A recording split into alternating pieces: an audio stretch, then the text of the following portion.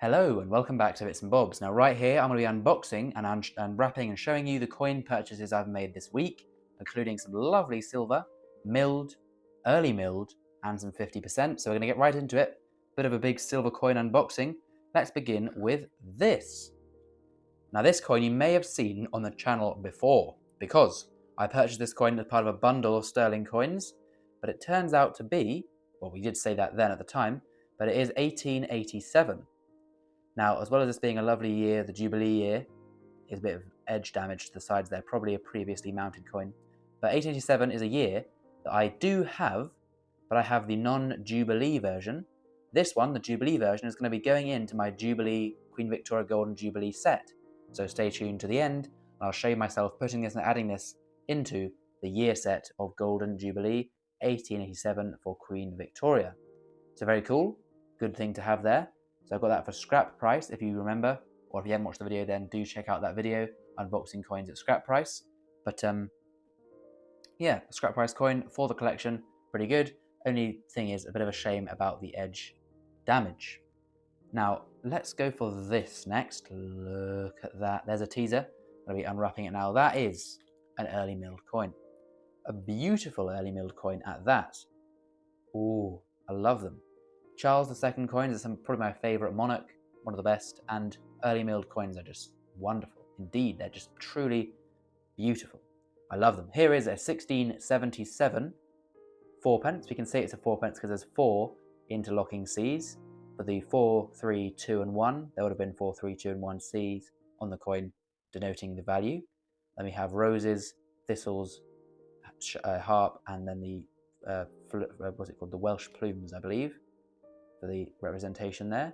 1677, we've got a crown to the top, and the legend, King of Britain, France and Ireland. And that king, of course, is, as I mentioned, Charles II, Carolus II, by the grace of God. Now you will see the only sort of problem with this coin is that it is holed. Just there to the top, I'm sure you can see. Now without the hole, it would be probably twice as expensive as I paid, because believe it or not, for a coin, albeit a bit of damage, but look at that, lovely coin, and I paid just £16 for this coin. So I think £16 for a Charles II fourpence is a beautiful coin and a great price to pay. And so 2 lovely coins to begin. Next up is this 1699 halfpenny. Now again, condition here isn't great, but that is because, well, it's copper and copper corrodes, so it has got a bit nasty. But we see there Guvelmus.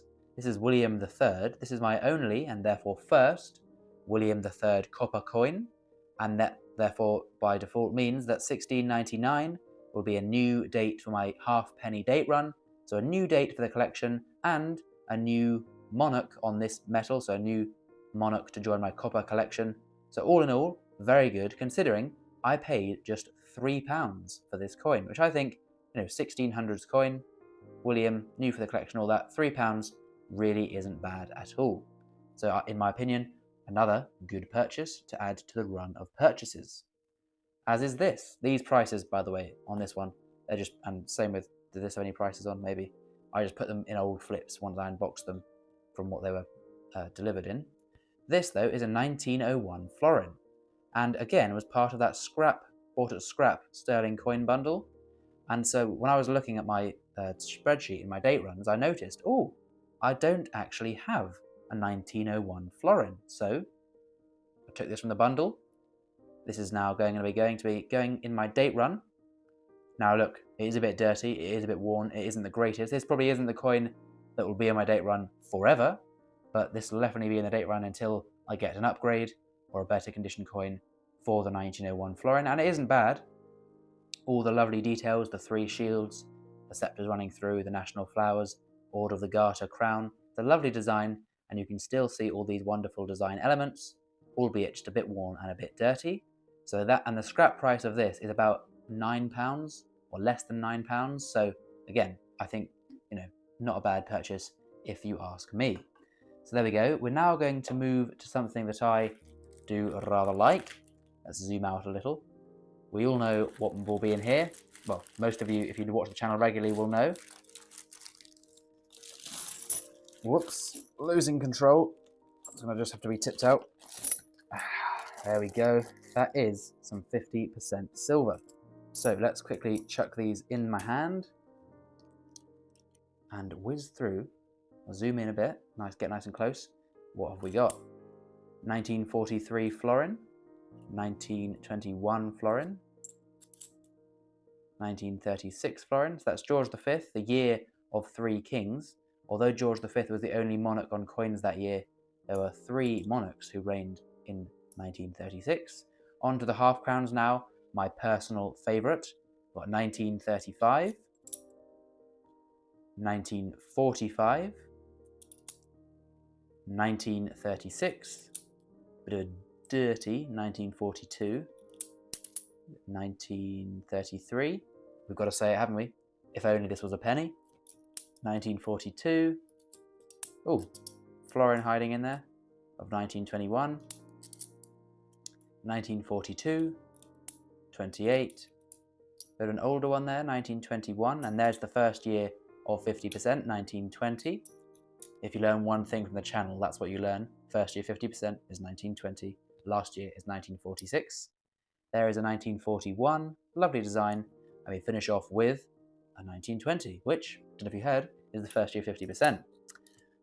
Right, enough with the jokes. Let's lay those down there. These are the purchases of this week. So we've got some lovely date run material. Well, these are date run material coins. One for the year set of 1887. That is a new date and a new coin and just a lovely piece of history for the collection.